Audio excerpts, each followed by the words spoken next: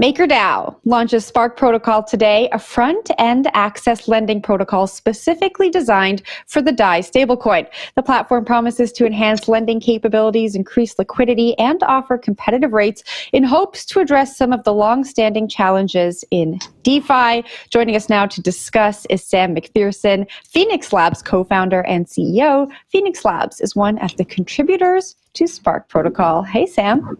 Hey, how's it going? Not bad. Thanks for joining us. Now let's lay the foundation before we start. How does Spark Protocol work?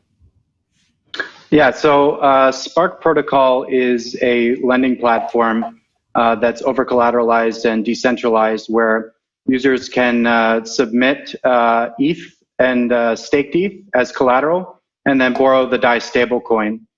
Then they can use the DAI stablecoin for whatever purpose they want. Most commonly, this is used for crypto leverage right now. So if you want to increase your exposure to, say, ETH, the asset, then you would borrow DAI and then buy more ETH with that. So the interesting thing about Spark is it has a direct connection to Maker as it exists within the Maker ecosystem. So because of that, we get a privileged position to borrow DAI at the lowest rates possible within DeFi. You know, there's a real emphasis in the messaging on stability and lower risk, and these aren't necessarily what DeFi has become known for. Talk to me about how the platform is going to ensure low risk and stability and how it's going to maintain it. Yeah, I mean, well, let me preface by saying DeFi is never without risk. There's risk everywhere, but we do our best to make sure that everything is as safe as possible. So when engaging in, say, leverage, for example, you take a risk that if the price, say you're going leverage long on ETH, so you're buying more ETH by taking on DAI debt, you can be liquidated if the price goes down. So this is a risk you take on. There's also smart contract risk within DeFi, so protocols can be hacked and oracles can be hacked. There's all kinds of, it's a very adversarial condition on DeFi. So what we can do is ensure that we've taken all the proper precautions to make sure that this is as safe as possible. And this includes things like the assets that are listed on the protocol are only those that are very highly liquid. So assets such as ETH and staked ETH. This ensures that if there's adversarial market conditions, we're in a bear market, liquidity is low. If you have lower cap tokens that are listed, it can lead to undesirable situations within the protocol. So to ensure that users have the best confidence in the system, we just stick to the largest and most liquid assets. So DeFi and DAI specifically in the past have been criticized for sort of being overly complex and really opaque to just the average person and even to some crypto people. And this actually seems to be adding another layer of complexity. So I'm just curious, like, does it matter that most people kind of have no idea what's going on behind the hood here? And like, you know, I mean, do you feel like this is the kind of product that people can actually understand how it works, what it's doing, why it's doing it this way? And does that matter? Yeah, so we're working to decomplexify DeFi. It's I agree. It's very you have to know what's going on in DeFi, know which protocols to go to, which websites. So Spark Protocol is aiming to consolidate all these different components of finance you might want to do. So some people want to borrow, some people want to trade. Currently, the status quo is you have to go to different websites to do this. So under Spark Protocol, the website. We want to have a section for trading, a section for borrowing.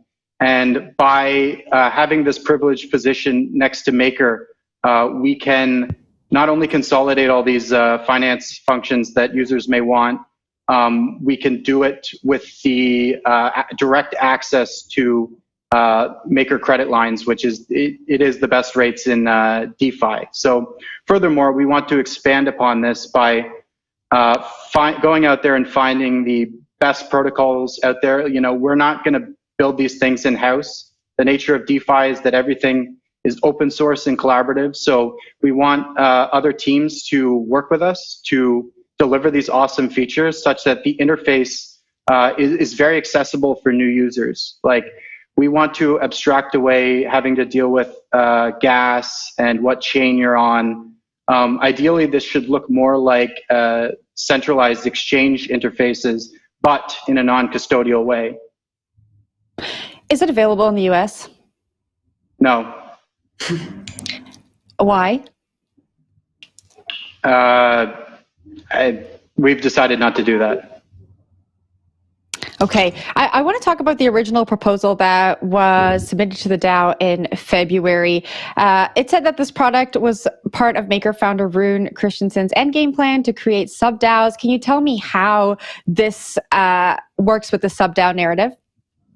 Yes, so this fits into the new governance overhaul that Maker is doing right now, which is called the Endgame proposal. So that is past Maker governance. So Maker is in the process of locking down the what we call Maker core governance to just the bare essentials. All the growth and innovation is then moved out into multiple sub-DAOs, which you can kind of think of it like a subsidiary of MakerDAO, but it's not quite the same because they compete with each other to deliver the best products. So Phoenix Labs, which is the company that I work for, is a development company which is contributing to build the Spark protocol, which, if one of the sub-DAOs wants to purchase Spark protocol, will become amalgamated into that sub-DAO. And in exchange, Phoenix Labs will get some of the sub-DAO tokens. Can you talk a little bit more about why this is not offered in the US? I mean, I think this is a much larger topic that is affecting projects all over the world, so I'm sure people would be interested to know what some of that reasoning was. Sure. I mean, the regulatory conditions in the US have been very uncertain. So it's really just a matter of the risk was deemed too high. So it's unfortunate. We want to cater to US customers, but we can't. So yeah. What specific risk was it? Did it have to do with borrowing or lending, or was there like a specific? Was it just sort of like a general bad vibe from the U.S., or was there like a specific aspects of the product that you were offering that seem particularly risky in the United States? Yeah, it's nothing in particular. It's just generally we want to stay away. Yeah, there's no particular reason.